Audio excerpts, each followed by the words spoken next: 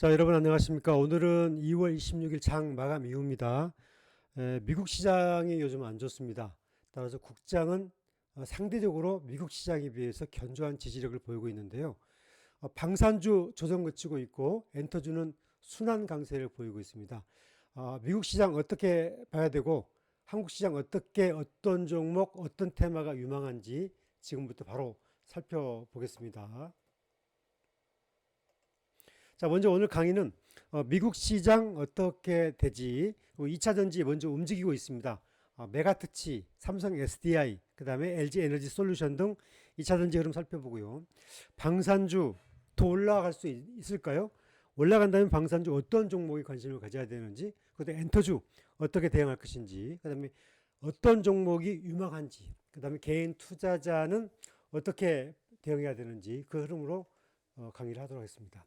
자, 오늘 강의 내용은 미국 증시 이상 조짐, 언제 상승할까? 한국 증시 강한 이유, 그 다음에 2차 전지 이미 저점 탈출, 종목 차별화 시작됐다.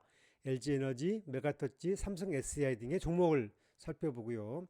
방산주, 엔터주를 진단합니다. 그리고 이들 종목을 어떻게 대응할 것인지를 살펴보겠습니다. 그리고 당부의 말, 개인 투자자의 투자 포인트를 짚어드리겠습니다.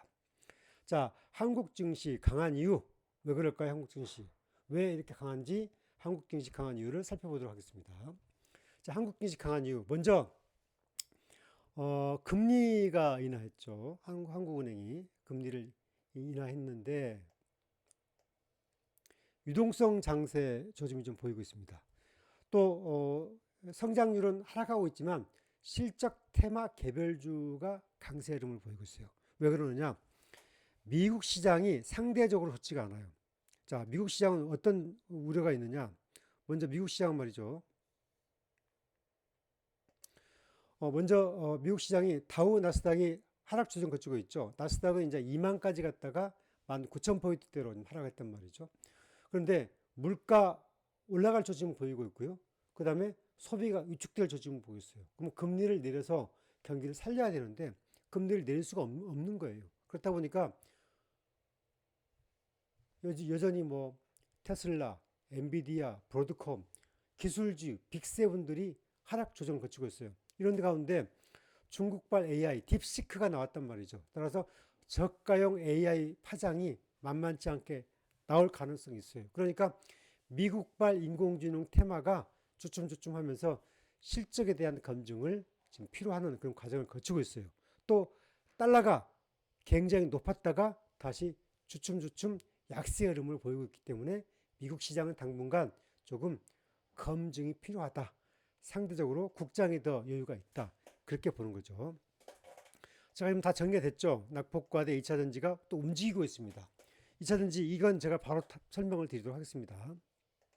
자, 2차 전지 강한 흐름 보이고 있습니다. 2차 전지가 왜 이렇게 강하냐? 첫째는 로봇 배터리 테마가 지금 나오고 있어요. 이 말은 무슨 말이냐면 말이죠. 지금 그 인공지능 AI 테마가 불면서 엔비디아라든지 브로드컴이라든지 급격하게 올랐죠. 또 하나는 전력 ESS 전력 장치 이른바 인공지능이 나오게 되면 전력을 많이 쓴다. 그래서 전력 테마주가 굉장히 올라갔잖아요. 그런데 배터리에도 이제 로봇 테마가 불기 시작한 거예요. 왜냐하면 로봇이 그동안에 1시간 정도의 배터리를 썼는데 앞으로는 7시간 이상 사용해도 문제가 없는 전고체 배터리로 싹 교체가 된다는 거 아니겠습니까? 그러니까 지금 산업 로봇이 얼마나 많습니까? 세계적으로. 그런데 이 로봇 자체가 한국산 삼성 SDI나 LG 에너지 솔루션이나 이런 전고체 배터리가 올해부터 이제 공급이 되기 시작하는 거예요. 그래서 이렇게 배터리 테마가 미리 불고 있는 거예요. 어떻게 보게 되면 캐즘이 끝나가고 있는 거죠. 캐즘이.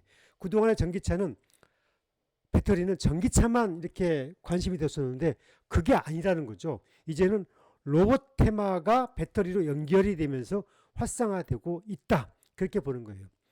지금 오늘 메가터치가 강하게 움직였어요. 메가터치. 메가터치 한번 보여드릴게요. 메가터치가 왜 이렇게 강하게 움직였느냐. 지금 메가터치 보세요. 메가터치가 지금 오늘 거래량이 2,500만 주가 터졌고 오늘 장중에 5천을 돌파했어요. 5천을 돌파했습니다. 이 회사가 지금 뭐냐면은 23년도 11월 달에 상장해서 7,000원대 올라가고 6,000원대 찍고 6,000원대 찍고 작년에 5,500원대 찍고 2,725원까지 빠졌다가 작년 12월 달에 지금 5,000원까지 올라갔단 말이죠. 두 달 만에. 이런 흐름 나왔단 말이죠. 제가 제 유튜브에 기억나십니까? 메가터치 대박주가 될 수 있다. 제가 운영하는 오늘의 유망주 카페에는 3,000원대 전후에 무조건 담아라 얘기했어요. 그런데 메가터치가 작년에 실적을 발표했잖아요. 520억 매출에 영업이익 40억, 순이익 50억, 그 다음에 부채 비율은 뚝 떨어져서 20%가 안 돼요. 18%밖에 안 돼. 그러니까 이익 나서 이자 낼 이유가 없고 순이익 50억 났고 그 다음에 전체 발행 물량이 2천만 주밖에 안 돼. 2천만 주. 2천만 주밖에 안 되기 때문에 50억 순이익이 나게 되면 이제 시작이라는 거죠. 작년에는 반도체로 수익을 냈는데 메가터치가 반도체가 반, 그 다음에 2차전지 배터리가 반이에요. 그런데 국내 3사, LG에너지, 삼성, SK온에 이 메가터치가 배터리 테스트 핀 장비는 메가터치가 독점하고 있어요. 이 회사만 하고 있어요. 그러니까 메가터치의 잠재력이 한번 폭발되기 시작하게 되면 엄청나겠죠. 따라서 메가터치가 지금부터는 이제 관심 있게 보셔야 돼요. 관심 있게. 이전 고점이 볼까요? 이전 고점이 상장 직후에 지금 7,900원까지 갔다고 하면은 지금 이제 5,000대 이제 찍었단 말이죠. 거래량 볼까요? 거래량. 주봉 거래량이 이제 오늘 3,100만 주인데 이전에 지금 그 5,400만 주까지 올라갔단 말이죠. 따라서 메가터치는 이 거래량을 잘 보면서 이때의 거래량의 주가의 흐름과 지금의 거래량의 주가 흐름은 다르다. 지금은 매물을 받아내는 주가다. 매물을 받아내는 주가. 그 다음에 이렇게 지금 이틀 전에 장대 양봉에 육골이 길게 쭉 횡보. 그 다음에 장대 양봉에 육골이 길게 쭉. 그 다음에 어제 한번 주춤하고 오늘 또 장대 양봉 흘렀단 말이죠. 이것은 물량을 받는 물량이 상당해요. 받는 물 상당해. 상당히 담았다. 그래서 메가터치는 여러분들이 이제 가급적 관심을 갖고 대응하는데 절대 단기로 보면 안 돼요. 그러니까 여러분들이 살 때도 분할 매수, 분할 매도. 3천만 원에 있으면 1,000만 원 사고, 1,000만 원 사고, 1,000만 원 사고 나눠서 때에 따라서는 일주에 걸쳐서 충분하게 가격을 보면서 대응을 하셔야 된다. 따라서 이 종목은 앞으로 실적이 이제 25년도에 1분기 실적, 2분기 실적, 그 다음에 2차전지의 그 로봇 테마가 전고체 배터리가 테마가 불기 시작하게 되면 훨씬 더 탄력성은 높아질 수가 있다. 그런 점에서 관심이 꼭 필요하다. 그리고 또 하나는 어떤 점이 있냐면은 전고체 배터리는 아직 상용화된 게 아니에요. 이제 시작이에요. 삼성 SDI는 올해 이제 하반기에 본격화된다는 거고 LG 에너지는 이걸 기반으로 해서 테슬라를 기반으로 이제 공급을 이제 추진하고 있다는 거죠. 그 내용을 메가터치가 하고 있기 때문에 앞으로 관심을 갖고 살펴봐야 된다. 그런 말씀을 드리는 거예요. 자, 다음에 이제 LG 에너지, 삼성 SDI 모든 것들이 다 같은 흐름으로 가고 있다. 그런 흐름에서 2차전지가 미리 지금 움직이고 있고 서서히 특히 2차전지는 가급적이면 대장주 중심으로 가야 돼요. 삼성 SDI, LG 에너지 솔루션 봐야 되고요. 부품주에서는 일단 메가터치 보시는 거고 지금 사라는 거 아닙니다. 이미 거래가 폭발됐기 때문에 거래가 폭발되게 되면 눌림도 있어요. 그러니까 눌림이 있으면 지지력을 보면서 대응을 하셔야 되는 거고 만약에 여러분이 자신이 없다. 그러면 제가 운영하는 카페 오늘의 유망주 여기 오시면 제가 이거 정리를 해주고 있기 때문에 이 흐름을 좀 보시면 됩니다. 아시겠죠? 제가 운영하는 카페 이 흐름을 좀 보시면서 여기 오시면 그 흐름을 좀 볼 수가 있습니다. 자, 그리고 이제 방산주 앞으로 어떻게 될까요? 더 오를까요? 방산주 3인방 하나 에어로스페이스, 현대 로템, LIG, 넥스원 대박주죠, 대박주. 자, 이것들은 좀 보게 되면 먼저 이제 하나 에어로스 보세요. 지금 주간 차트로 보게 되면은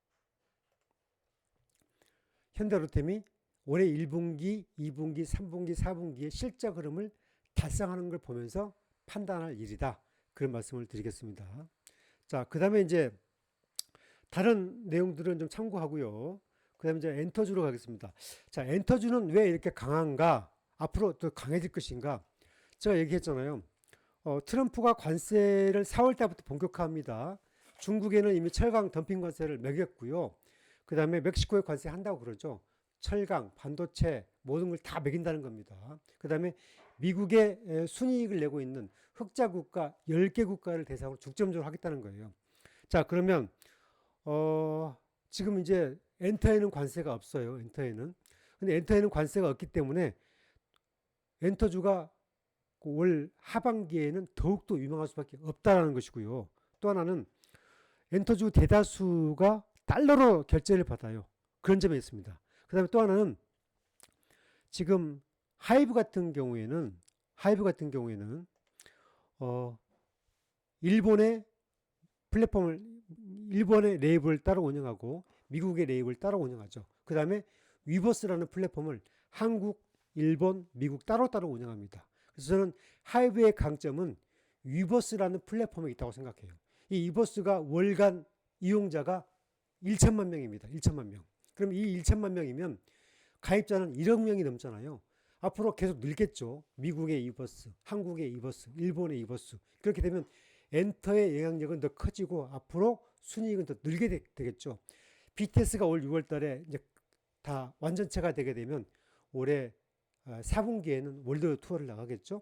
그렇게 되면은 아마도 올해 지금 작년에 BTS가 없는 가운데 매출액이 2조 4천억, 영업이익이 1,800억입니다. 그러면 올해는 이제 BTS가 뛰게 되면 아마 매출은 3조가 넘게 되고 순이익은 한 6천억 이상이 예상이 된다는 게 기본적인 리포트의 전문가입니다. 만약에 순이익이 6천억 이상이 나온다면 하이브의 주가는 아마 제가 보기에는 부가수익까지 한 35만 원 이상이 내년 상반기까지 나올 가능성이 크다. 저는 그렇게 보고 있습니다. 따라서 이 하이브는 제가 앞으로 계속 제 카페에서 진단하고 할 테니까 여러분들이 수시로 보면 되고요. 또 구독하기 꼭 해주시면 제가 수시로 제가 엔터주 전방을 진단을 해드리겠습니다. 방산주도 진단을 해드리고 2차전지도 진단을 해드리겠습니다. 자, 먼저 엔터주는 YG가 가장 먼저 달라졌어요. YG가 이제 배우 사업을 접고 이제 본업이 음악 중심으로 가겠다는 거. 그 다음에 또 하나는 이제 블랙핑크가 이제 7월부터 월드 투어 나가고, 그 다음에 제가 보기엔 빅뱅도 아마 월드 투어를 할 것 같아요. 언젠가는. 빠르면 올 하반기 아니면 내년 상반기 할 것 같아요. 틀림없이 이제 빅뱅도 탑을 제외하고 월드 투어를 하게 되면은 주가의 2차의 차별화가 예상이 된다. 그런 흐름을 좀 볼 수 있겠습니다. 또 하나는 중기적으로는 SM을 관심 있게 봐야 돼요. 자, SM을 한번 주가를 한번 볼까요? SM.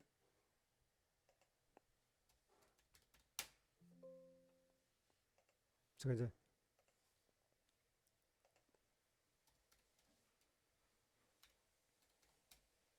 자, SM 주가가 좀 꾸준하게 올라가죠. 지금 하이브도 좋지만 지금 SM이 좋잖아요. SM이. 자, SM이 역대 고가가 지금 이제 얼마냐면은 14만 원대였죠. 16만 원대였죠.